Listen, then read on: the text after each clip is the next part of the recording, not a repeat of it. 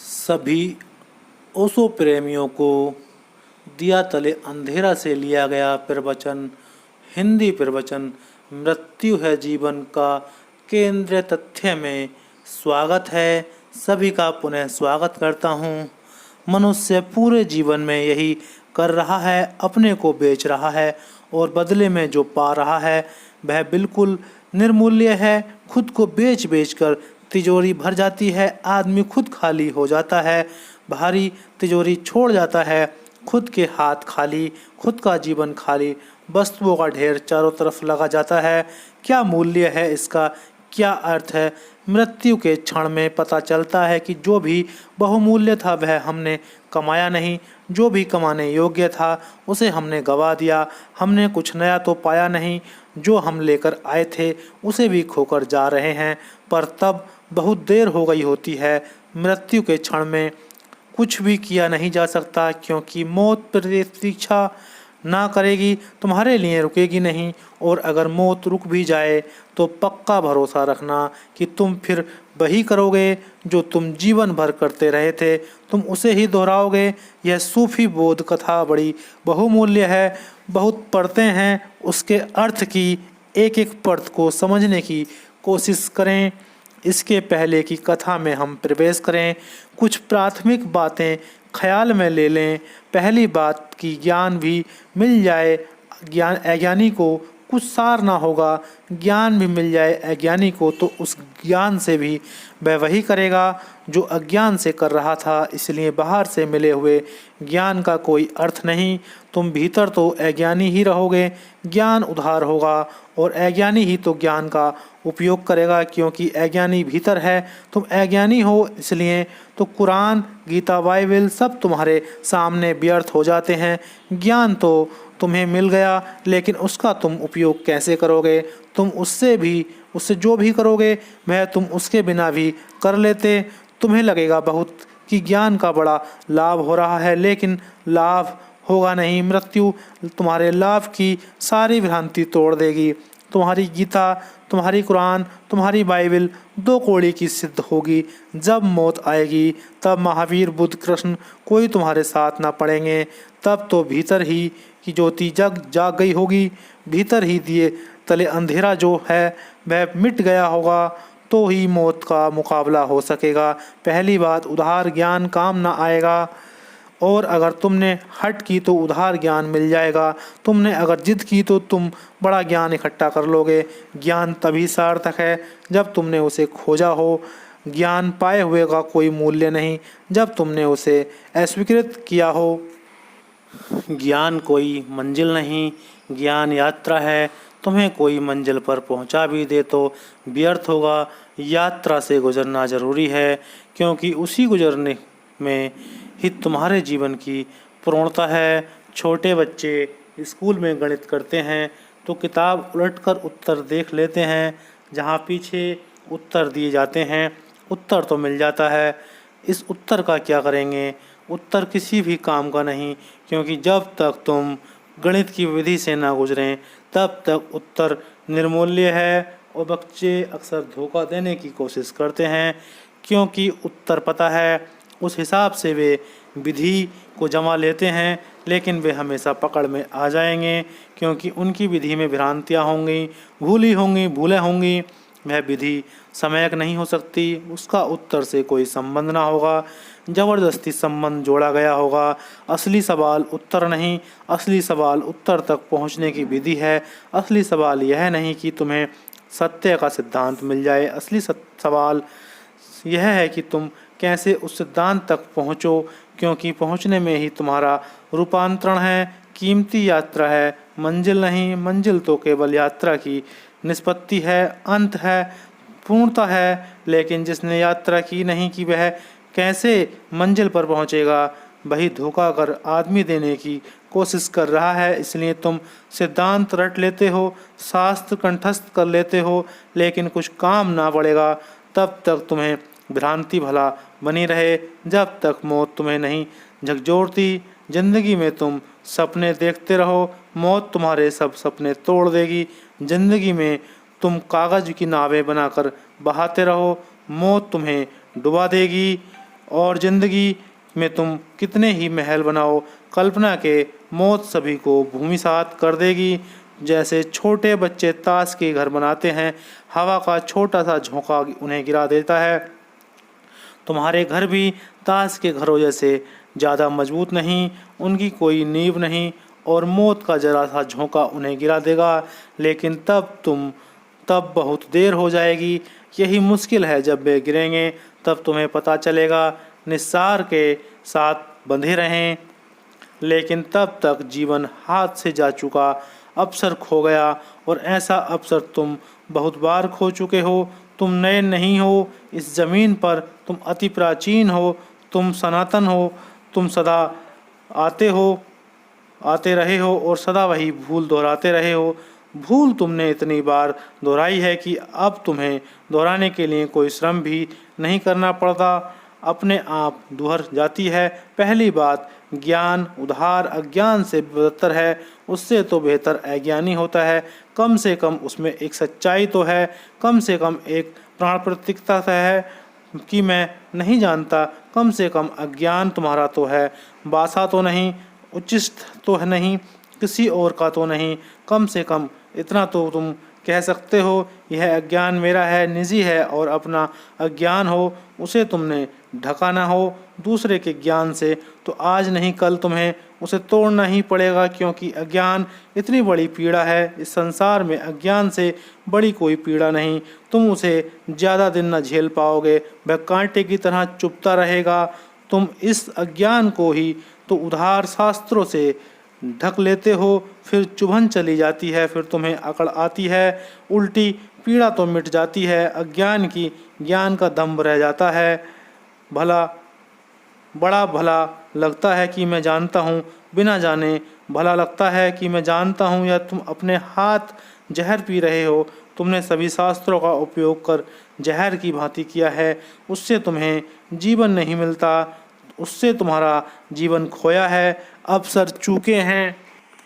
इसलिए पहली बात, उधार ज्ञान व्यर्थ है, अज्ञान से भी ज़्यादा घातक है। दूसरी बात, अगर उधार ज्ञान तुम्हें मिल जाए तो तुम करोगे क्या, क्योंकि करने वाला तो अंधेरे में खड़ा है, दिया चारों तरफ रोशनी कर रहा होगा, करने वाला तो खुद दिए के नीचे अंधेरे में खड़ा है।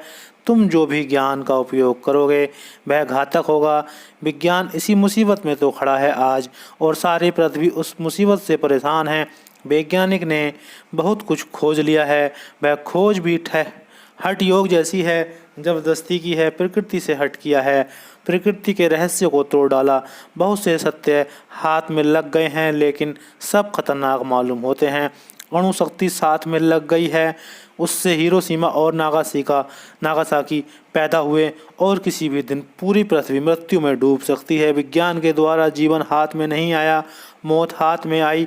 विज्ञान से सृजन नहीं हुआ, विध्वंस हुआ।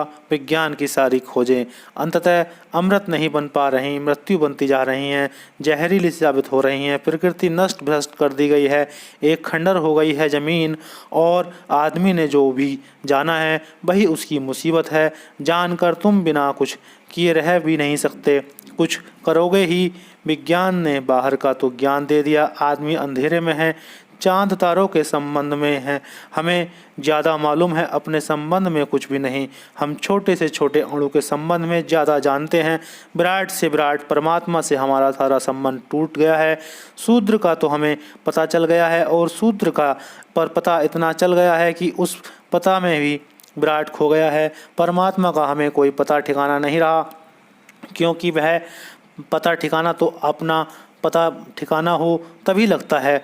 जो खुद को ही भूल गया है वह परमात्मा को भूल जाएगा, और तुम लाख कोशिश करो परमात्मा को जानने की, जब तक तुमने स्वयं को नहीं जाना तब तक पहला कदम ही नहीं उठेगा। विज्ञान ने बड़ा विज्ञान दिया है, उसमें क्या संदेह है, लेकिन क्या आदमी ज़्यादा आनंदित हुआ है? क्या लाखों वैज्ञानिकों ने श्रम का परिणाम यह हुआ है कि आदमी ज़्यादा नृत्य से भर गया हो, उसके जीवन में ज़्यादा सुगंध आई हो, उसके जीवन में ज़्यादा मनुष्यता फली हो, वह ज़्यादा परिपक्व हुआ हो, चैतन्य गंभीर हुआ हो, वह प्रेम में गहरा उतरा हो, उसकी प्रार्थना अंततः के द्वार पर चोट करने लगी हो, उसके हाथ ने परमात्मा के दरवाजे पर दस्तक दी हो। नहीं, विज्ञान ने ज्ञान दिया और आदमी और उदास हो गया। इतना दुखी आदमी कभी भी नहीं था। आज जितने लोग आत्महत्या कर रहे हैं, कभी आदमी ने ना की थी। आज जितने लोग बेचैन, चिंतित, परेशान हैं, इतना आदमी कभी ना था। गरीबी थी, जमीन पर लोग भूखे थे, लेकिन फिर भी कुछ आत्मा का भराव था। एक गरिमा थी, शरीर दीनहीन था, लेकिन भीतर की रोशनी बाहर तक आती थी। आज शरीर तो भरा पूरा है, लेकिन भीतर का दिया ऐसा लगता है खो ही गया है। तुम मिट्टी के दिए रह गए हो, ज्योति का कोई पता नहीं चलता। मिट्टी के दिए ने तुम्हें सब तरफ से घेर लिया है। रोज विज्ञान नई जानकारी देता जाता है और आदमी रोज अंधेरे में खोता जाता है। कैसी यह जानकारी है? कहीं कोई बुनियादी भूल हो रही है, और वह भूल यह है कि प्रकृति की भाषा को समझने से कुछ भी ना होगा जब तक तुम अपने जीवन की भाषा ना समझ लो। यह कहानी का दूसरा अर्थ है। पशुओं की भाषा को जानने से कुछ भी ना होगा। मनुष्य को परमात्मा की भाषा जाननी होगी, और परमात्मा की भाषा जाननी हो तो अपने भीतर उतरना होगा। और पशु की भाषा जाननी हो तो कहीं से भी सीखी जा सकती है। प्रकृति की भाषा, पशु की भाषा, और ये तो आदमी कर रहा है जो उस आदमी ने किया है, जो मूसा से पशुओं की भाषा सीख लिया था। हम प्रकृति की भाषा सीख कर क्या कर रहे हैं? ज़्यादा धन इकट्ठा कर रहे हैं, बीमारियों का विनाश कर रहे हैं, मौत को दूर हटा रहे हैं, असुविधाएं कम कर रहे हैं। लेकिन सब हो जाएगा, फिर भी तुम मरोगे। मौत को कितना ही दूर हटाओ, मौत आएगी, उससे छुटकारा नहीं है। और जिस दिन मौत आएगी उस दिन तुम पाओगे कि जिंदगी भर हम जो भी करते रहे उसका सार क्या है, अर्थ क्या है। तीसरी बात ख्याल में रखनी जरूरी है, और यह है कि जितना ही तुम वस्तुओं को खो जाओगे, बाहर खो जाओगे, दूसरों की भाषा में खो जाओगे, उतना ही तुम्हें विस्मरण होने लगेगा कि तुम भी हो। जितनी ज़्यादा वस्तुएं चारों तरफ होंगी, तुम्हारा ध्यान उतना ही अपनी तरफ कम लौटेगा। इसलिए तो सन्यासी सत्य की खोज दूर हट जाता था, यह जहाँ उसके ध्यान को बांटने के लिए कुछ भी ना हो, जहाँ उसका ध्यान सिर्फ उसको ही जाने, कुछ और जानने को न बचा। ध्यान जहाँ भीतर लौट सके, और इस ज्ञान से उससे वस्तुएं निर्मित होती हैं, धन इकट्ठा होता है, पद मिलते हैं, तुम्हारे पास बहुत सामग्री हो जाएगी, बड़ा परिग्रह हो जाएगा, लेकिन तुम नहीं बचोगे। मालिक खो जाता है, नौकर बचते हैं। ऐसा हुआ पिछले महायुद्ध में। एक अमेरिकी युद्ध वर्षक विमान एक युद्धपोत पर उतरा। दिन भर के युद्ध के बाद वह बड़ा प्रसन्न था। अमेरिकी पायलट निकला बाहर, विमान के युद्धपोत पर गया, चिल्लाया जोर से कि सुनो, आज चमत्कार हो गया। 7 जापानी हवाई जहाज जमीन पर गिरा दिए। एक जापानी युद्धपोत में आग लगा दी। पेट्रोल चूक गया, इसलिए उतरना पड़ा, अन्यथा 2-3 हवाई जहाज का और सफाया करता। भीतर केबिन से आवाज़ आई, और तो सब ठीक है, सिर्फ एक भूल की है। और जब भीतर से केबिन से आदमी बाहर आया, तब उसे पता चला कि वह जापानी युद्धपोत में उतर गया है। तुम जिंदगी भर सब ठीक कर लोगे, आखिर में तुम्हें पता चलेगा एक भूल की, और वह भूल यह होगी कि तुमने सब तो बचा लिया, तुम खुद को बचाना भूल गए। तुमने आसपास तो सब सुरक्षा कर ली, और भीतर की असुरक्षा रह गई। बाहर तुमने सब इंतजाम करके दीवारें खड़ी कर लीं, सुरक्षा की कारागृह बना लिया, बड़ा पहाड़ खड़ा कर लिया, चारों तरफ कहीं से कोई खतरा ना रहा। लेकिन खतरा तुम्हारे भीतर से आता है। मौत बाहर से थोड़ी ही आती है, मौत तुम्हारे भीतर से आती है। वह तुम्हारे साथ ही जन्मी है, जन्म के साथ ही तुम्हें उसे लेकर आए हो। वह रोज तुम्हारे भीतर बढ़ रही है। मौत कोई दुर्घटना थोड़ी ही है जो बाहर से आकर घटती है, लेकिन हमने अपने को यही समझ रखा है, मन में यही सोचते हैं कि मौत कोई दुर्घटना है जो बाहर से घटती है। बचा लें अपने को तो बचा सकते हैं, लेकिन नहीं, तुम बचा ना पाओगे, क्योंकि मौत भीतरी बढ़ाव है, वह तुम्हारे भीतर चल रही है। वह बड़ी हो रही है जैसे तुम बड़े हो रहे हो। तुम बच्चे थे, वह बच्ची थी, तुम जवान हुए, वह जवान हुई, तुम बूढ़े हुए, वह बूढ़ी हो गई। वह तुम्हारे साथ बड़ी हो रही है, वह तुम्हारे भीतर है। तुम बच ना सकोगे जब तक कि तुम अपने भीतर अमृत को न खोज लो, जब तक कोई ज्ञान काम नहीं आ सकता। अब हम इस कहानी को समझने की कोशिश करें।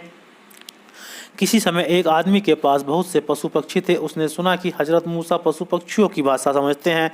वह उनके पास गया और बहुत हट करके उसने वह कला सीख ली। हजरत मूसा इस पृथ्वी पर थोड़े से उन लोगों में से हैं जो ज्ञान को उपलब्ध हुए। जो भी व्यक्ति ज्ञान को उपलब्ध हो जाता है उसे प्रकृति की भाषा आ जाती है। कुछ ऐसा नहीं है कि बुद्ध, महावीर और कृष्ण को कठिनाई थी प्रकृति की भाषा का उद्घाटन करने में, लेकिन जानकर ही उस भाषा का उद्घाटन नहीं किया, क्योंकि जब तक आदमी गलत है तब तक प्रकृति के ज्ञान से लाभ ना होकर हानि होगी। मूसा को पता तो थी पशु पक्षियों की भाषा। पशु पक्षी यानी प्रकृति, शुद्ध प्रकृति, जहाँ आदमी की शिक्षा और संस्कार ने कोई विकार उत्पन्न ना किया। वह भाषा तो मूसा को पता थी, लेकिन वो बेछिपाए रहे थे, उन्होंने कभी किसी को बताई नहीं थी। इस आदमी ने बहुत हट की। ध्यान रहे, जिन चीज़ों को तुम हट से जानते हो उनसे लाभ ना होगा, क्योंकि हट का अर्थ है जबरदस्ती, हट का अर्थ है बलात्कार, हट का अर्थ है हिंसा। यह मूसा के सामने सिर पटक कर बैठ गया होगा दरवाजे पर कि नहीं, मैं बिना जाने न जाऊंगा।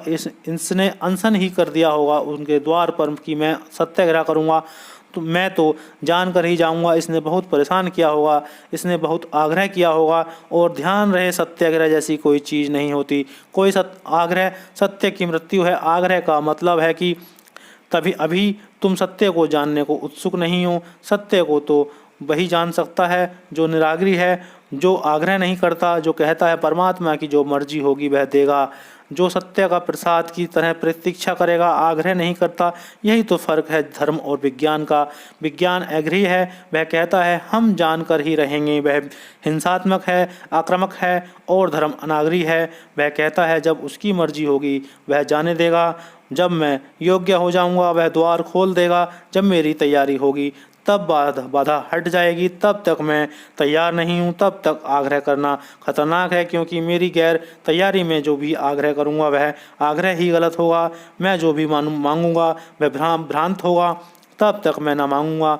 यही अच्छा है, कोई अभिलाषा ना करूँ, उस पर ही छोड़ दूँ। धर्म भी सत्य की को खोजता है, आग्रह से नहीं, हट से नहीं। इसलिए हठ योग को मैं धार्मिक नहीं कहता, वह वैज्ञानिक ढंग से, वह भी प्रकृति से, परमात्मा से जबरदस्ती सत्य को छीनने की कोशिश है। उसमें प्रार्थना नहीं है, प्रयास है, उसमें प्रतीक्षा नहीं है, अधैर्य है। और नाम हमने ठीक ही दिया है हठ योग। इसलिए हठ योगी आदमी को महान अहंकारी बना देता है और वह अपने शरीर का सारा उपयोग करता है सिर्फ जबरदस्ती करने के लिए प्रकृति के ऊपर। तुम परमात्मा पर भी आक्रमण करने जाते हो, तुम वहाँ भी विजय ही की आकांक्षा रखते हो, तुम हमलावर हो। विज्ञान हमलावर है, इसलिए प्रकृति से सत्य तो छीन लेता है, लेकिन छीनने में ही उसका मज़ा चला जाता है। तुम ध्यान रखो, जो ज़बरदस्ती से मिले वह लेने योग्य ना होगा।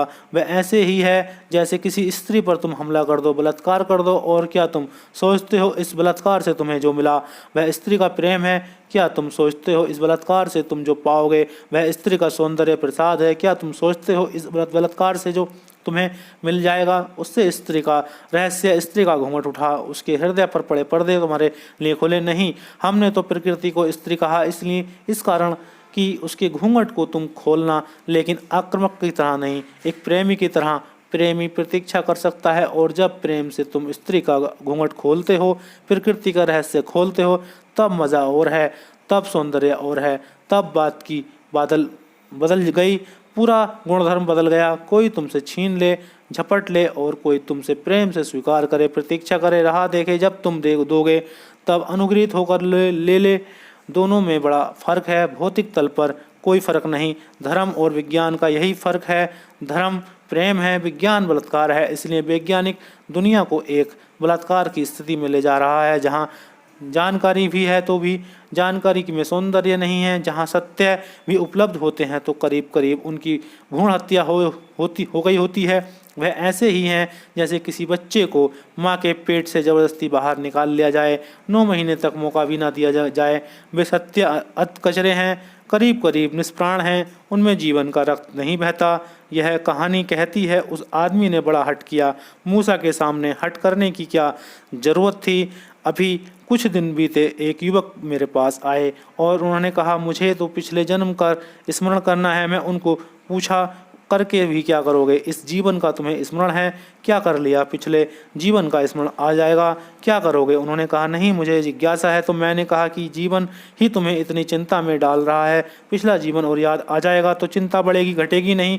हो सकता है तुम पाओ जो तुम्हारी इस जन्म में माँ है वह पिछले जन्म में तुम्हारी पत्नी थी, क्या करोगे?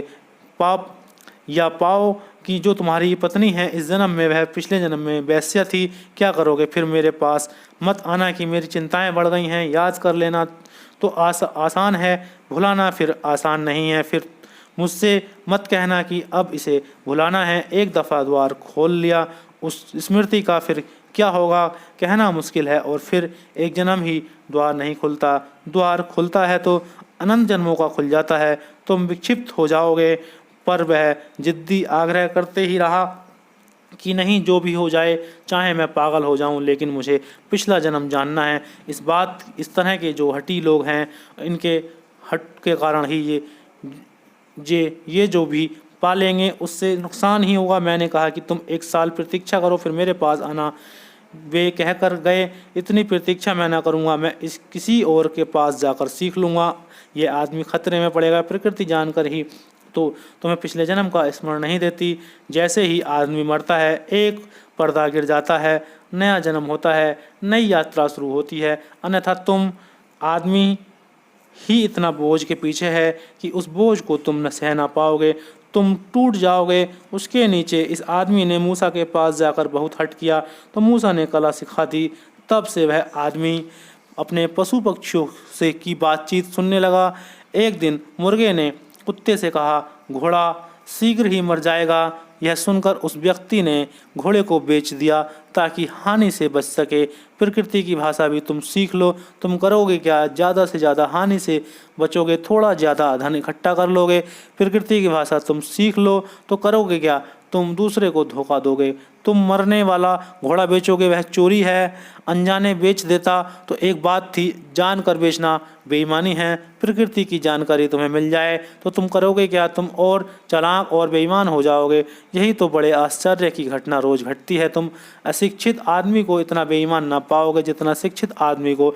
शिक्षित आदमी बेईमान ना हो तो समझना कि शिक्षा में कुछ कमी रह गई है। शिक्षित आदमी बेईमान हो जाएगा क्योंकि सारी शिक्षा का तुम उपयोग क्या करोगे? अपने ही को ही हानि से बचाओगे, दूसरे को हानि में डालोगे। और क्या करोगे? चालाकी, धोखा यही है। और शिक्षित आदमी ज़्यादा गणित में कुशल हो जाता है, हिसाब लगा पाता है, आगे पीछे देख पाता है, जो कि अशिक्षित नहीं देख पाता। अशिक्षित ज़्यादातर क्षण में जीता है। बीते कल का बहुत हिसाब लगाना मुश्किल है क्योंकि उतनी बड़ी संख्या भी उनके पास नहीं होती।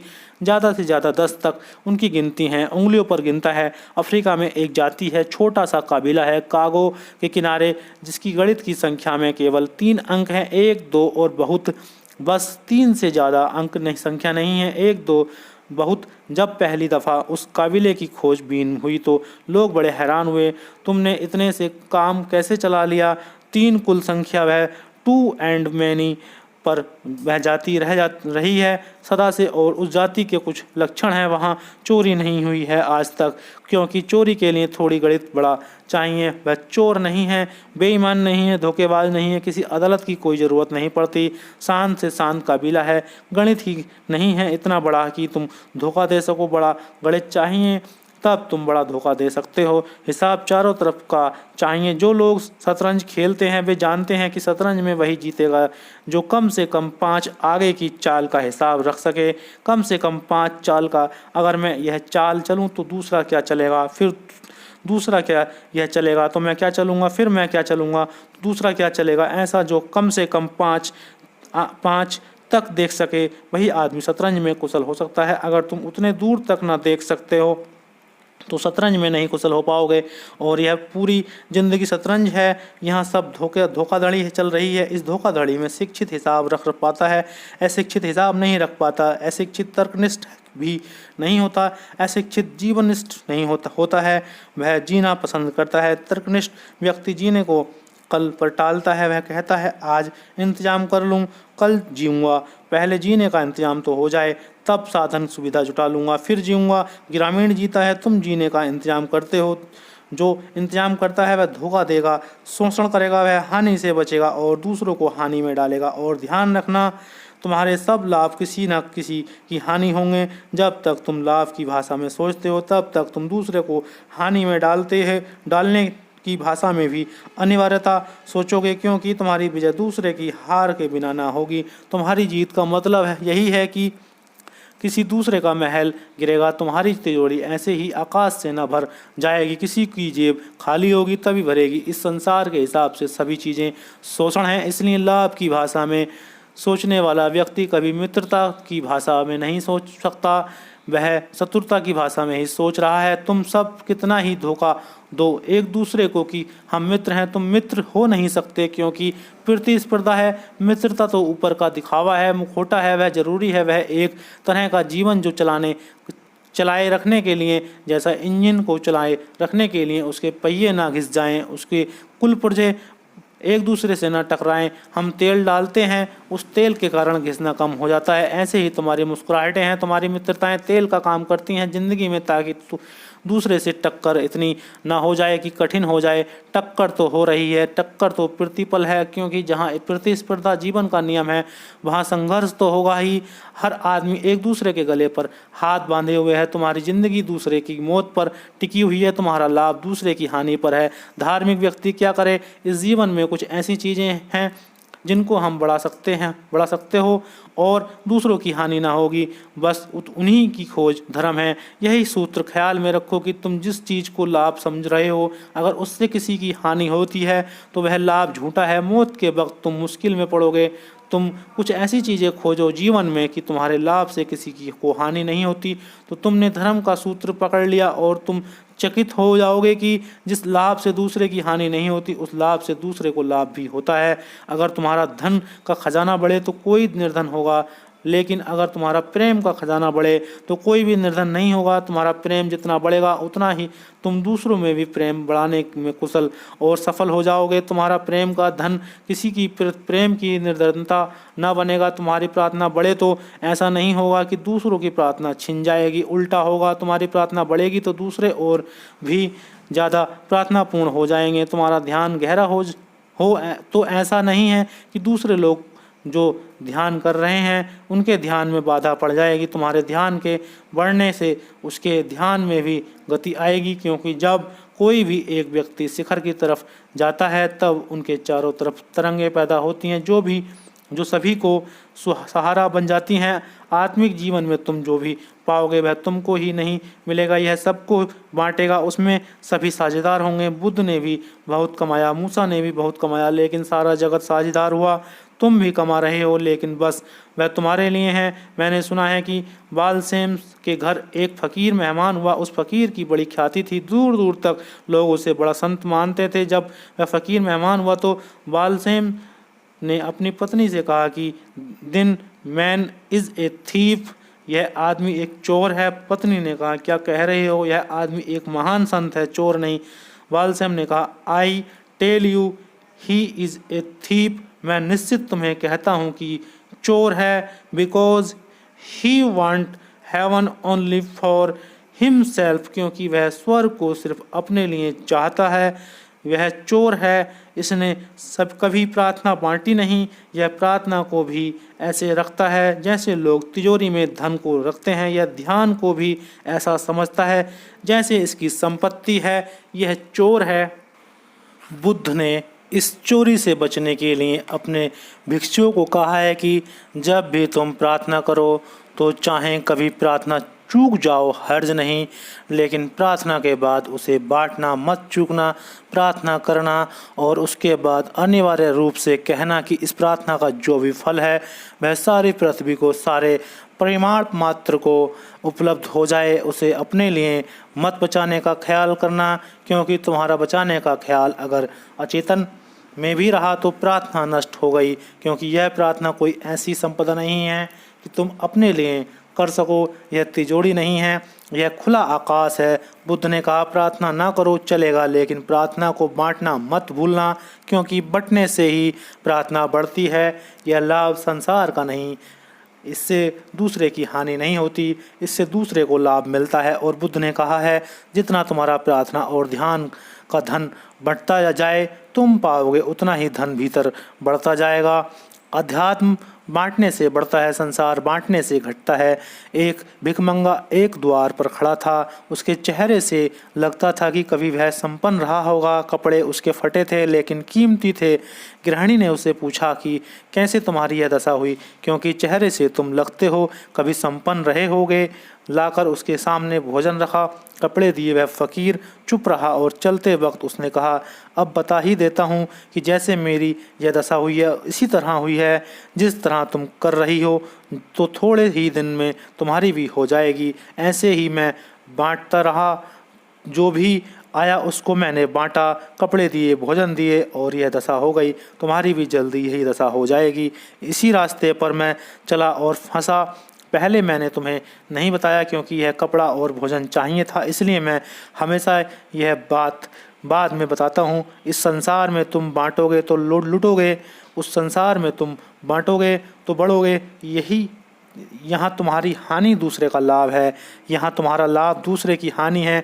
उस संसार के में नियम बिल्कुल भिन्न है। वहाँ तुम्हारा लाभ दूसरे का लाभ है, दूसरे का लाभ तुम्हारा लाभ है। वहाँ दूसरे की हानि तुम्हारी हानि है, वहाँ तुम्हारी हानि दूसरे की हानि है। वहाँ तुम में और दूसरे में अंतर नहीं, वहाँ फासले समाप्त हो गए हैं। वहाँ हम दूसरे से मिले हुए हैं। जो मुझे घटता है वह दूसरे को घटता है, जो तुम दूसरे को घटता है वह मुझे घटता है। अध्यात्म और संसार के भेद की यह परिभाषा है। उस चीज़ को तुम संसार समझना जिसकी कमाई से दूसरे का गंवाना हो जाए, और उस पर ज़्यादा ध्यान मत देना है क्योंकि वह बहुत मूल्य का नहीं है। तुम उस चीज़ को कमाने में लगना जो दूसरे भी तुम्हारी कमाई के साथ उपलब्ध करने लगें, और ध्यान को सदा बांटना। चोर मत बनना, प्रार्थना को सदा बांट देना और इससे तुम हानि में ना रहोगे।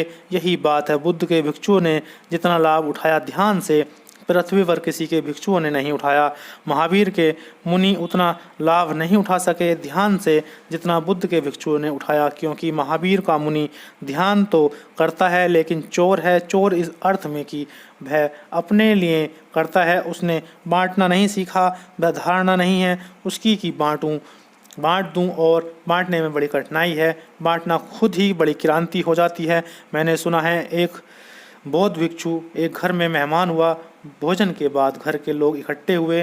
उन्होंने कहा कि हमारे लिए कुछ संदेश। तो उसने कहा कि रोज़ ध्यान करना और बांट देना, सबको मिल जाए। उस आदमी ने कहा कि सबको जरा बस एक सवाल है, पड़ोसी जो मेरा है उसको छोड़कर और सबको मिल जाए, इतना तक मैं कर सकता हूँ। यह असंभव है कि इसको मैं कुछ देने की बात सोच सकूँ। उस भिक्षु ने कहा, तब तुम उस सबकी बात ही छोड़ दो, बस उसको ही देने से काम चल जाएगा, क्योंकि असली सवाल अहंकार तोड़ने का है।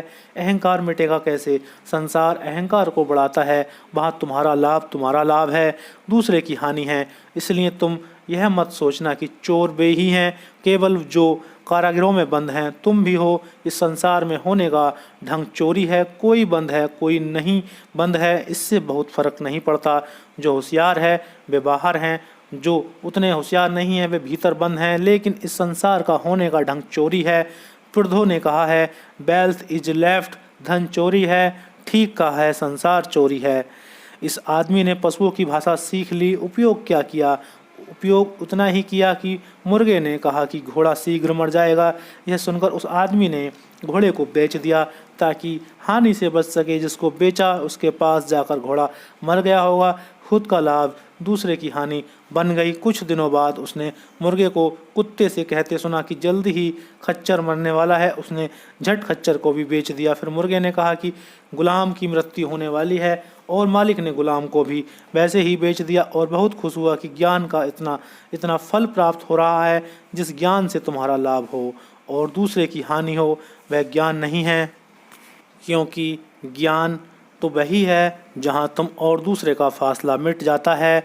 वही तो मंगल की वर्षा होती है, वही असली लाभ है, वही असली धन है। लेकिन इस आदमी की तरफ देखो, इसे ठीक से पहचानो, क्योंकि यह तुम ही हो। आईने में जब आईने के सामने खड़े हो तो गौर से देखना, इस आदमी की झलक तुम अपने में पाओगे। इस आदमी को यह ख्याल ना आया कि जिस मुर्गे की बाणी से पता चल रहा है कि खच्चर मरेगा, घोड़ा मरेगा, गुलाम मरेगा, इसमें मैं पूछ लूं कि मैं मरूंगा।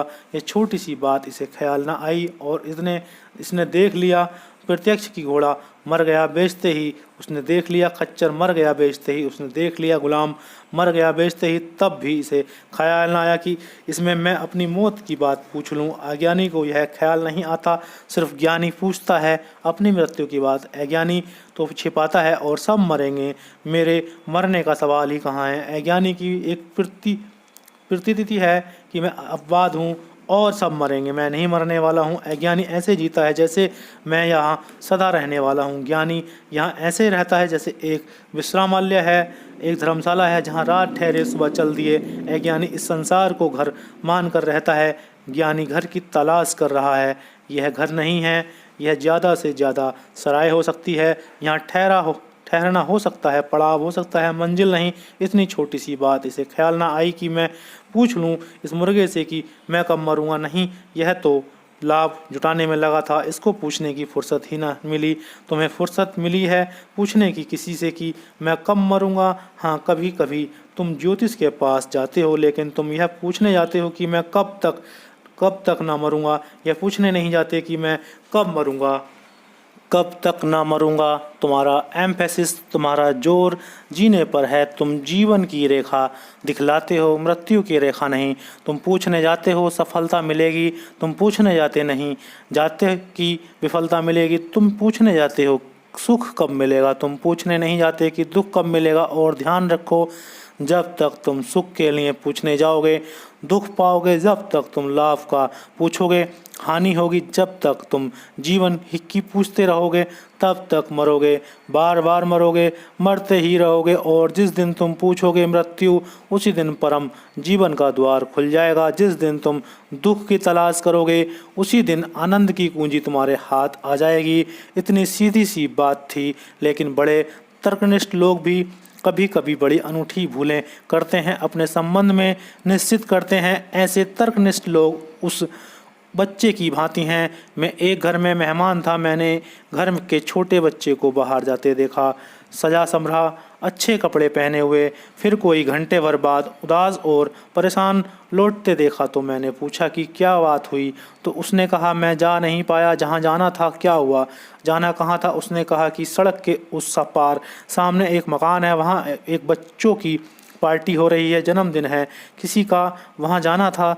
तो तू जा क्यों नहीं पाया? उसने कहा माँ ने कहा कि जब तक कारें ना गुजर जाएं निकलना मत। तो मैंने पूछा क्या कारें निकलती रहेंगी? उसने कहा कि नहीं, मैं बैठा देख रहा हूँ, एक कार नहीं निकलती। और जब तक वे कार निकल ना जाए तब तक उस तरफ मत जाना। बच्चों पर हम हंस सकते हैं, लेकिन हम सबके भीतर बच्चे छिपे हैं। तुम बच्चे थे कभी, वह बच्चा मर नहीं गया है, वह बच्चा तुम्हारे भीतर है।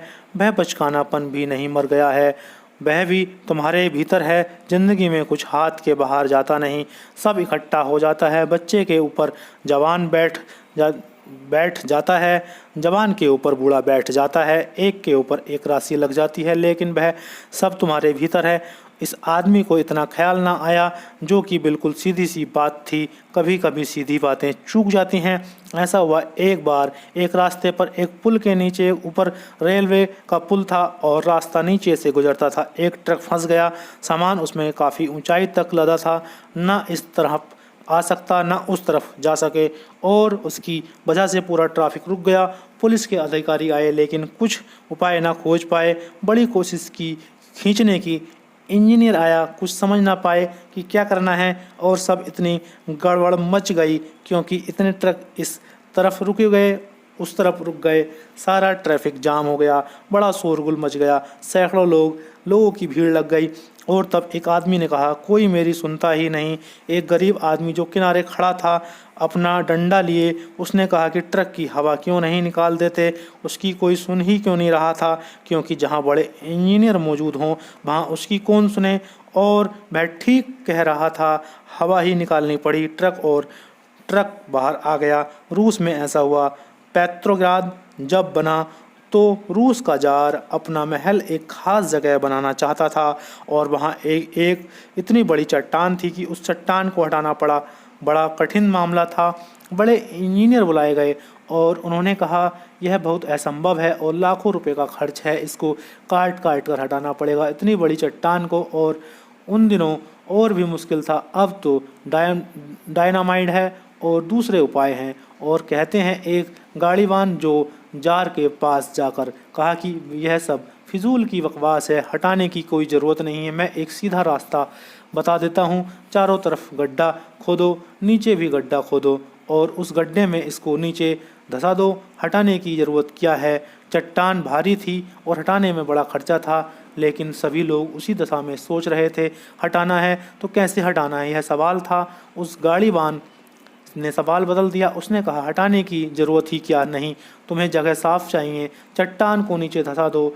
यही किया गया। महल उसी चट्टान पर खड़ा हुआ और वह आदमी गरीब आदमी था जिसने न कोई फीस मांगी। अब पश्चिम में बड़ा विचार चलता है एक, और वह यह है कि जो बंधी लीक होती है चिंतन की, अक्सर सत्य उस लीक पर नहीं होता, जरा सा लीक से हटकर होता है। इस आदमी को ख्याल क्यों नहीं आया, फुर्सत नहीं मिली और यह चिंतित रहा कि और लाभ कितना इन जानवरों की भाषा से लिया जाए। यह भूल ही गया लाभ लेने में कि जल्दी ही मैं भी मरूंगा और सब लाभ पड़ा का पड़ा रह जाएगा। तुम भी ऐसे ही भूल गए हो और जब तक तुम्हें मृत्यु ठीक से स्मरण न आ जाए तुम्हारे जीवन में धर्म का उदय न होगा। काश यह आदमी पूछ लेता उस मुर्गे से कि छोड़, घोड़ा मरेगा, खच्चर मरेगा, गुलाम मरेगा, मरने दे, तू मुझे बता कि मैं कब मरूंगा। अगर तुम्हें पता चल जाए कि तुम कब मरोगे, क्या तुम वही आदमी रह सकोगे जो तुम अभी हो? पर पता चलाने की क्या ज़रूरत है, मरोगे यह निश्चित है। कौन सा दिन होगा इससे क्या फ़र्क पड़ता है, कौन सी तिथि होगी इससे क्या लेना देना। इस जीवन में एक ही बात तो निश्चित है कि मरोगे, मृत्यु के अतिरिक्त सब अनिश्चित है। निश्चित एक ही तथ्य है कि मृत्यु होगी। उस निश्चित तथ्य को सोचकर ध्यान में रखकर जीवन को बनाओ। तुम अनिश्चित चीज़ों पर जीवन को बना रहे हो और निश्चित तुम्हारे आधार में नहीं है। बुद्ध ने उस निश्चित तथ्य को जीवन के केंद्र में रख लिया है। मैं मरूंगा और अब मैं सोचूं कि मुझे क्या करना है। अगर तुम भी ठीक से सोचोगे कि मैं मरूंगा, अब मैं तय करूं कि मुझे क्या करना है, जो तुम्हारे कदम गलत न जाएंगे। लेकिन तुम इस तथ्य को तो झुटलाए हुए हो और फिर तुम तय कर रहे हो कि मैं क्या करूं। तुम जो भी करोगे वह गलत होगा। इस आदमी ने भी जो किया वह गलत हुआ और निश्चित तथ्य आज नहीं कल आएगा। वह आ गया एक दिन। फिर उस मुर्गे को कुत्ते से कहते सुना कि यह आदमी खुद मर जाएगा। अब तो वह से कांपने लगा। वह दौड़ता हुआ मूसा के पास पहुंचा और जब तक मौत तुम्हें स्पष्ट न सुनाई ना हो जाए, तुम ना तो मूसा के पास जाओगे ना मेरे पास आओगे, और आओगे भी तो आना ऊपर ऊपर होगा, क्योंकि जब तक तुम कांपने ही ना लगो, मृत्यु तुम्हें कांपा ना दे, तूफान ना ला दे, तब तक तुम्हारे जीवन में क्रांति करने का कोई उपाय नहीं। तब तक तुम आश्वस्त हो कि सब ठीक चल रहा है। जल्दी क्या है, आएगी मृत्यु, बहुत देर है अभी, और तब तक बहुत दूसरे काम कर लेने हैं। जैसे और लोग सोचते हैं कि मृत्यु के संबंध में सोचना जैसा रुग्ण चित्तण का लक्षण है। सोचना ही क्यों, गलत बातें सोचना क्यों, मृत्यु गलत बात नहीं, बड़े से बड़ा सत्य है और उसी सत्य के पीछे चाबी छिपी है जीवन के अमृत की। तब वह भय से कांपने लगा और भागा हुआ मूसा के पास पहुंचा और पूछा कि अब मैं क्या करूं। मूसा ने कहा, जाओ और अपने को भी बेच दो, अब कुछ करने को बचा नहीं, अब समय नहीं है। मूसा की बात हमें कठोर लगती है, लेकिन मूसा भी क्या कर सकते हैं। तुम तब आते हो जब सब खो जाता है। तुम ब्रह्मचार्य की बात तब सोचते हो जब यौन की सारी ऊर्जा चूक गई। तुम आत्मा की बात तब सोचते हो जब शरीर बिल्कुल सड़ गया। तुम जीवन का सत्य तब खोजना चाहते हो जब मौत ने आकर द्वार पर दस्तक दे दी। मौत किसी की प्रतीक्षा नहीं करती। मूसा की बात कठिन लगती है, लेकिन मूसा ने जो कहा वही किया जा सकता है। अब कि जाओ और अपने को भी बेच दो, कुछ रुपए जो भी मिल जाएं बचा लो, लाभ कर लो और यही तो आदमी कर ही रहा है।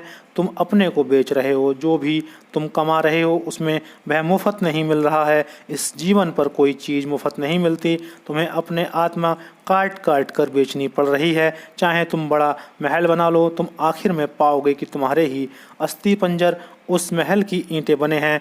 चाहे तुम कितना ही धन इकट्ठा कर लो, आखिर में पाओगे तुम्हारे ही खून से सरोबोर है सारे रुपए।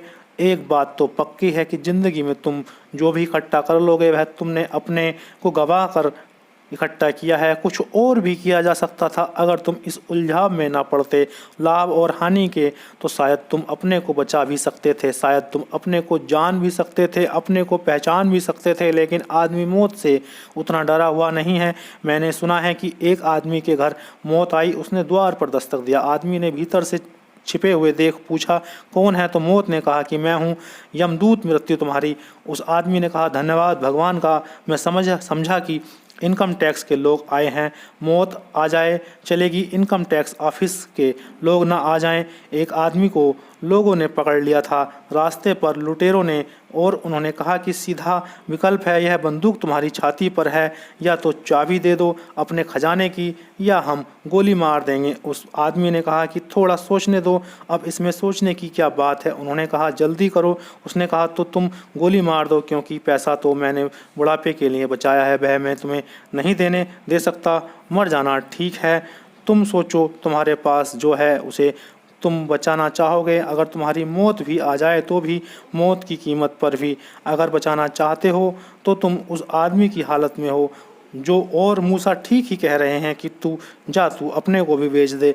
देर मत कर, जो भी 10-5 रुपए मिले ले ले, क्योंकि मरने पर एक भी पैसा नहीं मिलेगा।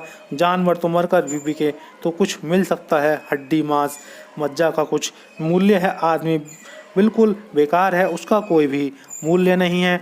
अकबर को आदत थी, कोई भी फकीर आए तो वह झुककर सिर झुकाकर नमस्कार करता था। वजीरों को बुरा लगता था, कोई भी ऐरा गहरा फकीर पता ठिकाना नहीं और यह सिर झुकाता था। आखिर उसके बड़े वजीर ने कहा कि यह ऐशोवन है और आप सम्राट हैं, आपकी प्रतिष्ठा के अनुकूल नहीं ऐरे गहरे भिखमंगे। अकबर ने कहा, तुम एक काम करो, एक आदमी को फांसी लगने वाली है, कल उसका सिर कटेगा। तुम उस सिर को लेकर बाजार में जाओ, कोई खरीदार मिलता है या नहीं, और मिल जाए तो कितना दाम देने को तैयार है, उसकी खबर करो। आज्ञा हुई तो वजीर लेकर सिर गया, पूरे बाजार में घूमा, जहाँ भी गया छिप कर गया था, क्योंकि वजीर की हैसियत से जाएगा तो शायद खुशामदी लोग खरीद ही लें लाखों में, क्योंकि पीछे मतलब निकाल लेंगे। छिप कर गया था, न मालूम कितनी, जिस दुकान पर गया उसी पर लोगों ने कहा, भाग हट यहाँ से, पागल हो गया है क्या, इसका क्या करेंगे। जहाँ सांझ को वह लौटा और उसने कहा कि क्षमा करें, कोई खरीदार नहीं मिला।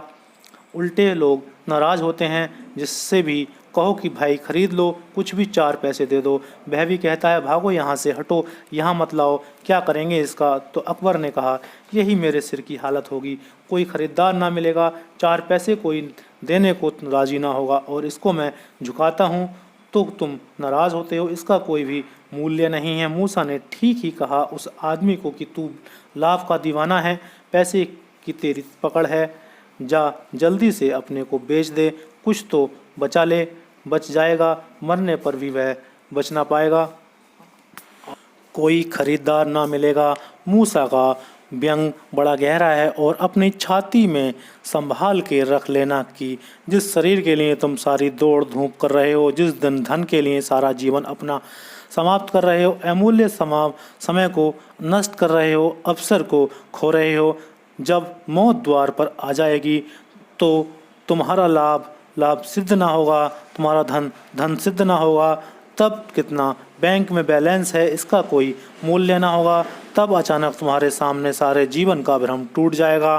तब तुम पाओगे व्यर्थ ही दौड़ते रहे, खिलौने इकट्ठे किए, कागज़ की नावें चलाईं, सब सपने टूट गए, सब इंद्रधनुष गिर गए। तब तुम अपने को दीन ही पाओगे। बड़े से बड़े सम्राट भी उस दिन हीनता में अपने को पाते हैं। इसके पहले संभल जाओ, इसके पहले जाग जाओ, और जागने वाली एक ही चीज़ है जगत में, और वह इस निश्चय से भर जाओ कि तुम जो भी हो, जैसे हो अभी, यह अमृत नहीं है, यह मरण इस धर्म है। तुम जैसे हो, यह तुम्हारा जो अहंकार और व्यक्तित्व है यह खो जाएगा। पानी का बबूला है, यह फूटने को ही है, कितनी देर टिकेगा इससे कोई फर्क नहीं पड़ता। 7 साल की 70 साल की क्या करोगे, यह बबूला टूटेगा, यह फूटने ही वाला है। कितने बबूले फूटते रहे हैं, तुम भी उन्हीं बबूलों की संतति हो, तुम भी खो जाओगे। इसके पहले कि यह बबूला टूटे तुम उसकी खोज कर लो जो कभी नष्ट नहीं होता। तुम मरणधर्मा के भीतर हो, लेकिन अमृत का स्वर तुम्हारे केंद्र पर बज रहा है। तुम परिधि को थोड़ा छोड़ो और केंद्र की थोड़ी सुध लो। तुम थोड़ा आंख बंद करो, बाहर कम देखो और भीतर देखो। तुम थोड़ा भीतर सुनो, वह अनहद नाद वहाँ बज रहा है। घोड़े को बेच दो, खच्चर को बेच दो, गुलाम को बेच दो, फिर उस तर्क की संगति में तो खुद को भी बेचने के सिवाय कोई उपाय नहीं है।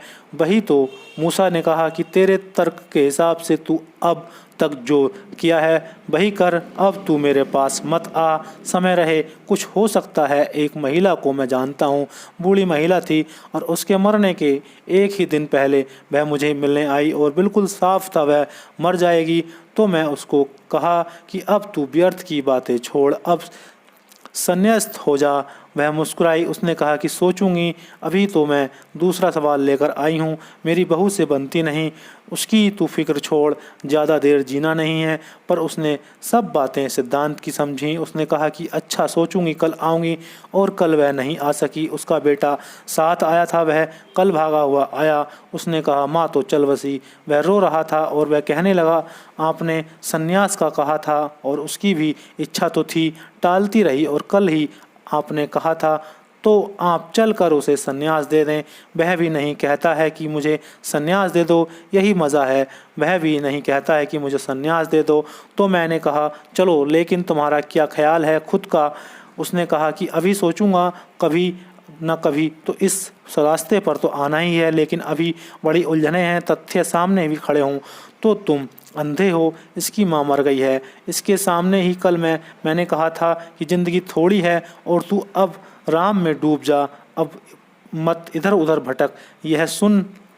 यह सुना है वह भी, और यह खुद उसके लिए भी संन्यास मांगने आया है। मर कर तो तुम सभी सन्यासी होना चाहोगे, लेकिन इसका कोई उपाय नहीं। मुर्दे के गले में डाली हुई माला या गेरुए वस्त्र पहनने का क्या अर्थ है। जो भी करना हो वह जीते जी किया जा सकता है। जीवन का उपयोग तो तुम कचरा इकट्ठा करने में करते हो और फिर मर कर तुम परमात्मा को पाना चाहते हो। इस कहानी को समझने की कोशिश करना। तुमने घोड़े, खच्चर, गुलाम सब बेच दिए। जहाँ देर न लगेगी, अब जब भी कहीं मुर्गा बोलता हुआ दिखाई पड़े तो उससे पूछना मैं कब मरूंगा, और हर मुर्गा यही कह रहा है कि तुम मरोगे। और भाषा भी तुम समझते हो, चारों तरफ एक ही बात गूंज रही है कि मृत्यु के सिवाय यहाँ कुछ भी नहीं घटता। जन्म के साथ ही मौत जुड़ी है। तुम एक अर्थ में मर ही चुके हो, आधे उसी दिन मर गए जिस दिन पैदा हुए। आधा काम बाकी है, वह किसी दिन भी पूरा हो जाएगा। जिस शरीर में तुम बैठे हो यह प्रतिपल मर रहा है। किसकी प्रतीक्षा कर रहे हो, और थोड़ा लाभ कर लेना और थोड़ा दूसरों की हानि कर देना और थोड़ी इकट्ठा कर लेना, फिर तुम बदलोगे तो तुम कभी ना बदलोगे। और फिर अगर तुम मेरे पास आए तो मैं भी तुमसे यही कहूँगा कि जाओ और अपने को भी बेच दो, अभी वक्त है। अभी तुमने घोड़ा बेचा, खच्चर बेचा, गुलाम बेचा, अभी थोड़ा वक्त है, ज़्यादा देर नहीं लगेगी। वह वक्त भी प्रतिपल खोया जा रहा है। रेत तुम्हारे पैर के नीचे खिसकती जा रही है। क्यों आगे बढ़ता जा रहा है? लोग वहाँ सामने क्यों में हटते जाते हैं, मरते जाते हैं, तुम उसी क्यों में खड़े हो। जल्दी ही तुम भी आ जाओगे, कुछ देर नहीं है मौत के आने में। और जो इस सजग में हो जाता है और मौत को अपने जीवन के एक वास्तविक तथ्य की तरह स्वीकार कर लेता है कि वह घटेगी, उसके जीवन में क्रांति शुरू हो जाती है। तुम मौत को याद रखो, वही तुम्हारा ध्यान बन जाए, तुम पाओगे जीवन बदलने लगा। क्रोध मुश्किल हो जाएगा, किस पर क्रोध करना है। शोषण मुश्किल हो जाएगा, किसका शोषण करना है, किसके लिए शोषण करना है। हानि, लाभ, बच्चों की बातें हो जाएंगी। तुम जियोगे यही, लेकिन अगर मौत तुम्हें याद रहे तो तुम चारों तरफ पाओगे कि एक बड़ा सपना है, लंबा चलता है, लेकिन है सपना तुम्हारे भीतर दृष्टा धीरे धीरे जागने लगेगा। मौत की जिसे याद आई वह साक्षी बन जाता है, मौत को जो भूला वह कर्ता बन जाता है। मौत की जिसे याद आई वह असली लाभ की तरफ लग जाता है, मौत जिसे भूली वह व्यर्थ के लाभ में उलझा रह जाता है। और मौत के पीछे छिपा है अमृत का द्वार, वह तुम्हें याद आ जाए तो अमृत ज़्यादा दूर नहीं है, वह उसी का दूसरा पहलू है। आज के लिए इतना ही। ओशो के हिंदी प्रवचन मृत्यु है जीवन का केंद्र तथ्य आज संपन्न हुआ। आप सबने इतना ध्यान से सुना, सबका बहुत बहुत धन्यवाद। दिल से हृदय से सभी का आभार। नमस्कार। सुरक्षित रहिए, मस्त रहिए। अगला प्रवचन ओशो का प्रकृत और सहज होना ही परमात्मा के निकट होना है, पुनः लेकर के आऊँगा आपके सामने। जब तक जुड़े रहिए, सुनते रहिए। धन्यवाद।